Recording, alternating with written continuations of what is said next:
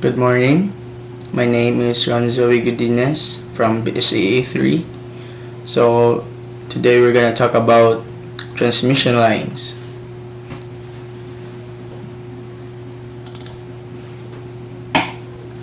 So, what is transmission line? So, a transmission line is a medium used to carry electrical power or signals from one place to another, designed to minimize losses and distortions. So it can be used for power transmission, specifically high voltage lines or signal transmissions. So key aspects include impedance matching to avoid reflection, propagation, speed, and signal attenuation. So in short, transmission line is just a specialized cable. You should always remember that if we're going to talk about transmission line, it is a specialized cable or it is a structure that carries electrical signals or power over long distance with minimal loss. And also connecting generators, transformers, and loads. Okay, we must remember the two key points, which are specialized cable, and it will just only a structure that will carry out electrical signals from a long distances from one place to another. So what are the types? Now, what are the types of transmission lines? Parallel wire lines is made of two parallel conductors separated by a space a half into several inches. Okay, so what are some examples of parallel wire lines? Since we're talking about parallel conductors, I have space, so we must consider like the telephone lines, no, like, or specifically landlines, and also the DSL connection or digital subscriber line. Okay, and when it comes also to computer networking, we can also consider the LAN or the local area network, like in our previous chapter where we talked about that, and also the Ethernet cables. Okay, so the main characteristics of this kind of line or this parallel lines, is just it has two lines, two parallel conductors, and also equal impedances, and different or differential signaling, balanced transmission also. Okay, so next, coaxial cable. So used in cable, TV, and internet connections, it consists of a central conductor, insulating layer, shielding, an outer cover to carry signals with minimal interferences. Interference. So by the word itself, coaxial, what does it mean? No? It is consists of like central conductors, like I said from the first one. So what are the kinds of coaxial cables? So we can consider the broadband internet or the DOC SIS, and also the cable TV, cable television, also the telephone networks, because we can consider the coaxial trunk lines while using them. And also when it comes to networking, we can consider the Wi-Fi antenna connections. It has coaxial cable. Okay, so what are the main characteristics when it comes to coaxial cable? So firstly, it has a central copper conductor. Also, its insulating is dielectric. And three, like, it is shielding or braided or foil in it. And four, it has its outer jacket. And five, high frequency transmission. And last one, it has a low signal attenuation. Okay, so next one, fiber optic cable. Used for high-speed internet and telecommunication, it carries light signals over long distance with very low loss and is widely used in modern communication networks. Fiber optic cable. So, what are some example of these cables? So, you can consider the long-haul networks or the undersea cables, right? And also the other one is Metropolitan Area Networks, or MAN. And the third one is wireless tower backhaul. Okay, so that's three examples of it. So what are its characteristics? Simply, since we're talking about fiber optic cable, let's consider a high-speed internet. So firstly, high-speed data transmission. Secondly, long distance transmission. Third, low signal attenuation, like the second one, no? Low signal attenuation. Fourth, immunity to EMI. And the last one is secure communication. That is a characteristic of fiber optic cable. So, fourth one is twisted pair cable. Twisted pair cable, commonly used in telephone lines and Ethernet networking, consists of pairs of insulated copper wires twisted together to reduce electromagnetic interference. So, what are some examples of this twisted pair cable? So, first we must consider telephone landlines, DSL connections, or digital subscriber line, and also last one, the ISDN, or Integrated Services Digital Network. And also when it comes to networking, we must also consider that the twisted pair cable, it has the Ethernet cables, local area network, Wi-Fi router connection also. And what is its main characteristics when it comes to twisted pair cable? So first, the two insulated copper wires are twisted together. So if we're gonna talk about a couple of wire that is twisted, so this is it. And also, secondly, reduces electromagnetic interference, or EMI. Third, relatively low cost. Fourth, easy installation. And five, last but not least, high-speed data transmission. So that's the four types of transmission lines. Okay. So next, we're going to talk about the balanced versus unbalanced line. So, what is balanced transmission line? If in our own thought, basically, if we're going to talk about balance and unbalanced, there's a difference between the two. The other one is like equal and the other one is not. Let's know further. So, balanced transmission line is a type of electrical transmission line in which two conductors carry equal currents in opposite directions with respect to a common reference point, specifically, usually the ground. Okay, so when it comes to unbalanced transmission lines, it is a type of electrical transmission line in which one conductor carries the signal while the other is connected to a common ground. See the difference?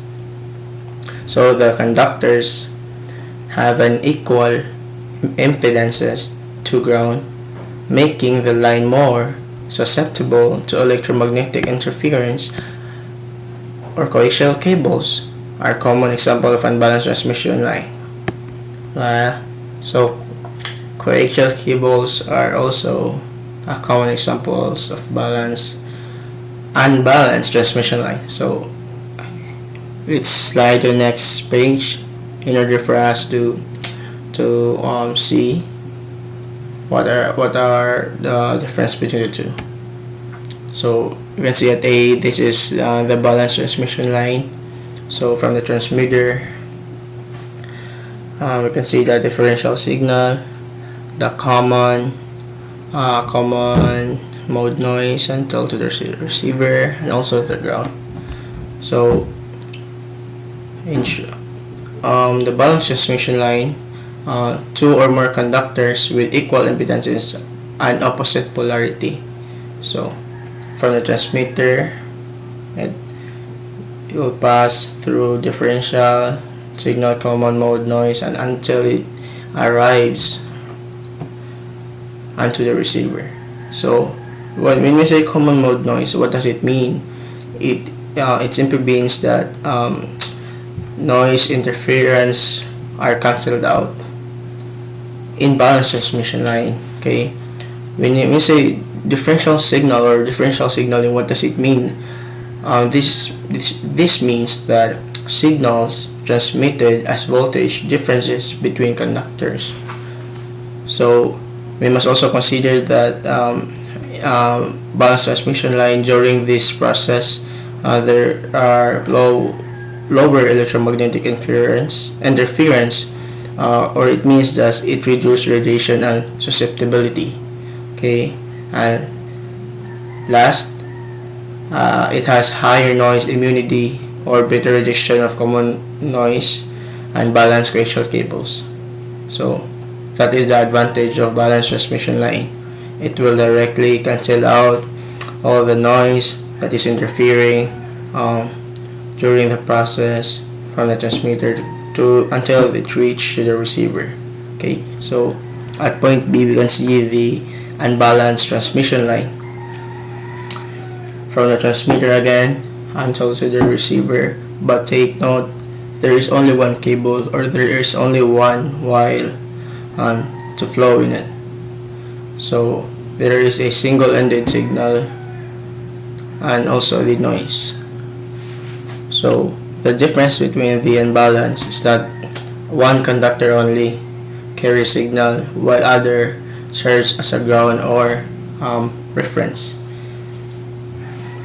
So, and also no common mode rejection. Unlike the balance, it's common mode noise. If there's little interference, automatically it will cancel out. But since we're talking unbalanced, so there is no common mode noise. The noise and interference affect signal quality. So it will affect no matter what kind, or no matter how much the quality it is. But as long as it has no common mode noise, it will affect it. It can affect the signal quality. And also it is single signal ended signaling. Signals transmitted as voltage relative to the ground. No. And also it has higher AMI, increased radiation and susceptibility. When it comes to lower noise immunity, more susceptible to noise and to interference. Unlike the balanced transmission, there's no such noise can interfere because of common mode noise.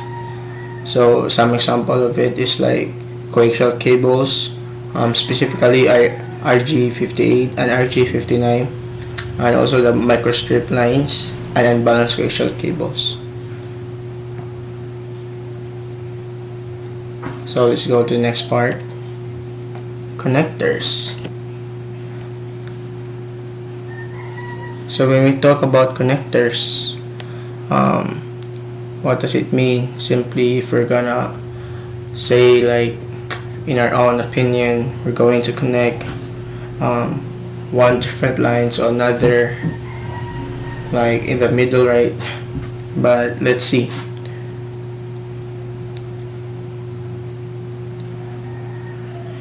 So connector. Most transmission lines terminate in some kind of connectors, a device that connects the cable to a piece of equipment or to other cable. So as you can see, there are 7 different kinds of connectors. So 1, coaxial connector. two PL259 connector, third BNC connector, SMA connector, F-type connector, RCA phonograph connector, and last one N-type connector. So coaxial connector, so simply it is a device used to connect coaxial cables like the types of lines, remember? So it is simply a device used to connect coaxial cables to the equipment, devices, or other cables. And also its characteristic is that it has a bayonet style locking mechanism used for RF microwave and radio frequency applications. Okay, so second one, PL259 connector. So PL259 connector is just a type of coaxial connector. It's just also a type of coaxial connector, and it is the same, like it has the bayonet nail Concealment or BNC, and its definition is that it's also a coaxial cable connector used for RF, video and network applications. Third one is BNC. So BNC has also the characteristic of bayonet locking mechanism, 50 ohm impedance, frequency range from DC 4 GHz. Its common uses is that it is also just networking, video, RF and microwave applications, test equipment, and telecommunications. So the fourth one is SMA connector. So SMA stands for sub-miniature A connector. Again, sub-miniature A connector. So what does it mean? It is just a small coaxial cable connector for high frequency applications. So we can see that this small thing can connect from a high frequency application. And also its characteristic about this connector is that it is a threaded coupling. It has a 50 ohm impedance, and also its frequency range is DC 18 GHz. So same as the other, it has also its common uses like the RF and microwave systems, wireless communication, satellite communication, test equipment, and also the cellular networks. And number 5, F-type connector. So F-type, it is also a coaxial connector to RF and video applications. So characteristic, threaded coupling, 75 ohm impedance, frequency from DC to GHz. So same as the others, it has its common uses: cable TV, satellite TV, broadband internet, RF and microwave systems, and also video distribution. So sixth, RCA phonograph connector. So it is a coaxial audio connector for analog signals. So it is color coded and has 3 major colors, which are yellow, white, and red. And it also has a 75 ohm impedance, analog or video transmission. So its common uses is that it is for home audio or video equipment, TVs, DVD or CD players, gaming consoles like stereo systems, like that. So last but not the least, N-type connector. So N-type connector, it is also a coaxial connector cable for high frequency but in RF applications. So characteristics again, threaded coupling, 50 to 75 ohm impedance, frequency range DC 11 GHz. So simply its common uses, RF and microwave system, wireless communications, satellite communications, test equipments, telecommunications.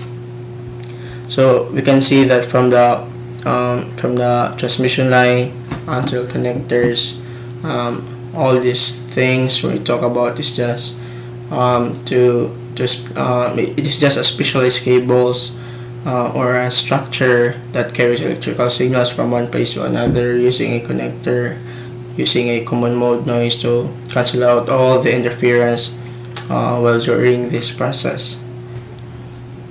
Good morning, guys. We will continue the discussion of Renzoe Godinez, and I'm James Heraldez. So we will talk about transmission line and the continuation. So characteristic impedance. Velocity, an important consideration in transmission line application, is that the speed of the signal and a transmission line is lower than the speed of a signal in free phase. So BF is a velocity factor. BP is a velocity propagation. So the formula of that is BF equals BP over BC, or BF equals BP over capacitance. So if you solve the problems using velocity factors or velocity factors problem, you will use this formula to substitute and you will get the answer.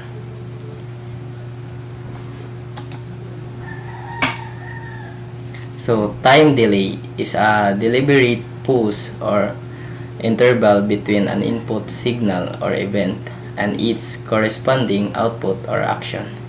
It commonly used in a system and processing ensure proper timing or condition or control.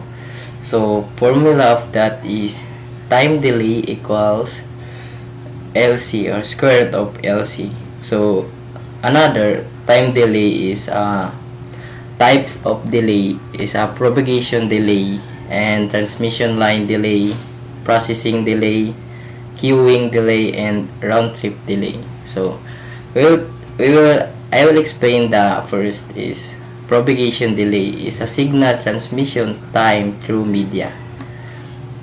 And I will not talk the another. You will also talk about that. And cause of time delay is a distance like low bandwidth or network congestion, server processing time. The effect of time delay is like are in background or nature like that, like poor voice video quality, like slow data transfer or decrease productivity or increase packet loss. So the next is transmission line specification. So this does specification of the transmission line, like the code or the number of each type of transmission lines. Like cable, this is the number of a cable, like RG8 over U or RG8 over foam, like RG11. That's the number of each transmission line. So standing waves are a type of wave pattern that occurs when two waves of the same frequency and amplitude travel in opposite direction and interfere with each other. This interference create a stationary wave pattern by characterized. So nasa duha ka kwan, like nodes and anodes. So point of no displacement where destructive interference occurs. Anode is a point of maximum displacement where constructive interference occurs. So another of that, the relation between the standing waves refers standing waves are closely related to phenomena physics or engineering. So cause of reflection, impedance mismatch, like when a wave is encountered a change in impedance. So also boundary conditions, waves reflecting off surface or interface. Also discontinuities, sudden change in a transmission line characteristic. That standing waves also is a result of interference, like overlapping reflected and incident waves. Also, fixed nodes and antinodes is a point of zero and maximum amplitude. Also, the last is a wave of oscillation. Standing wave pattern remains stationary.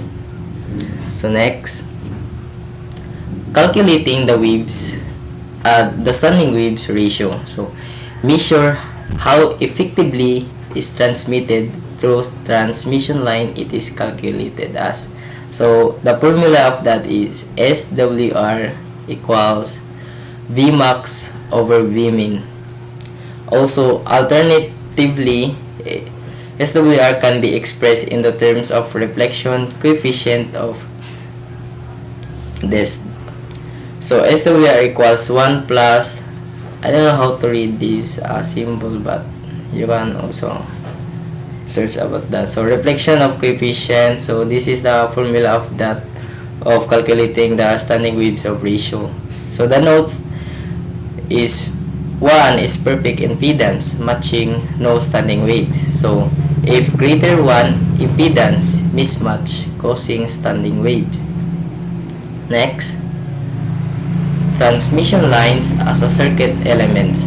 In a circuit analysis, transmission lines are treated and distributed circuits, elements that model the behavior of electrical signals over a length of conductor.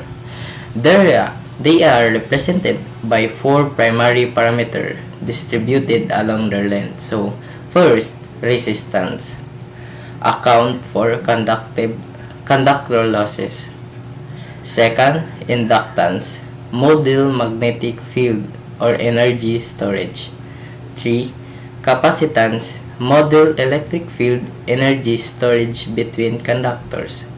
4. Conductance represents leakage current between conductors.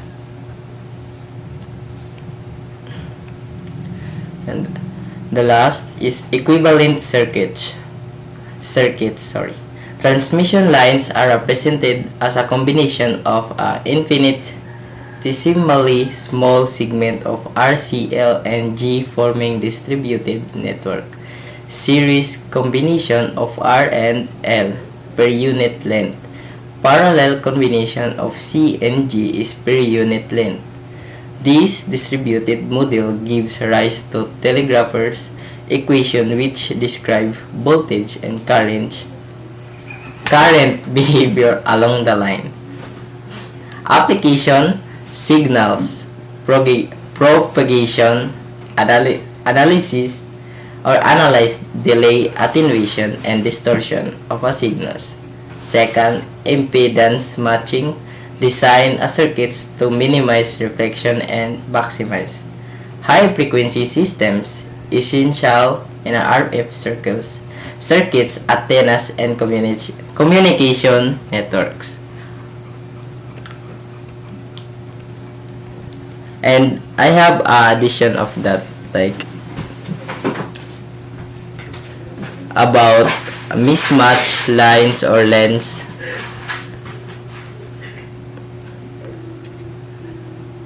Mismatch lens or match lens is a type of standing waves. Also is a ideally transmission lines should be terminated in a load that has resistive impedance equal to the characteristic of impedance.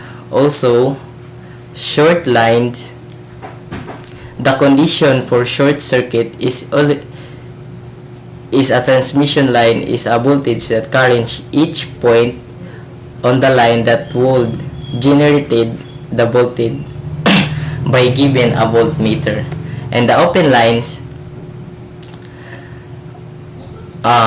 with an infinite impedance once allowed that the voltage at the end of the line is maximum when the current is zero. All the energy is reflected, setting up the stationary patterns of a voltage and current standing wave show.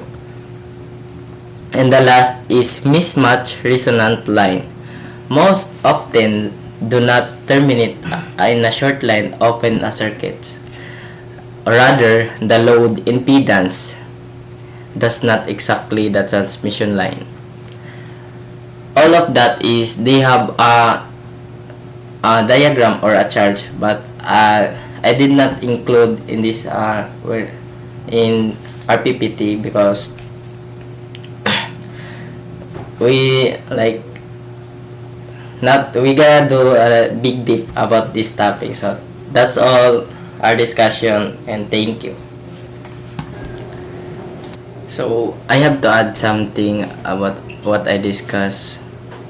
The Smith chart is a polar plot used to visualize and analyze impedance and also admittance and reflection coefficient in RF, radio frequency, microwave, and high frequency, and named after Philip H. Smith, who developed in 1939. So the key features is impedance plane, real resistance, and imaginary reactance axis. Unit circle represent a pure resistance, and also the constant of SWR, it means standing wave ratio, is a circle's visualized impedance mismatch, and also constant reflection coefficient analyze the reflection, and the wavelength scales. So the wavelength scales, the three scales, the outer and the parameter of the salt chart, length toward the generator, wavelength toward the load. So I don't have pictures of that in my PPT, but you can search in Google or Chrome that you can see the chart of that, or the what is the uses. So another is a standing wave ratio circle. So of a transmission line plotted on the Smith chart is a circle if the load resistive and a match to the characteristic impedance of the line. Standing wave ratio is 1. This is a plotted single point at the prime center of the Smith chart. And last, using the Smith chart example, as when the load does not match the characteristic impedance in a given application, the length of the line become a part of the total imposed, the total impedance, seen by the generator. So that's the last of I want to share of you, or the last topic that I forgot lately. So thank you.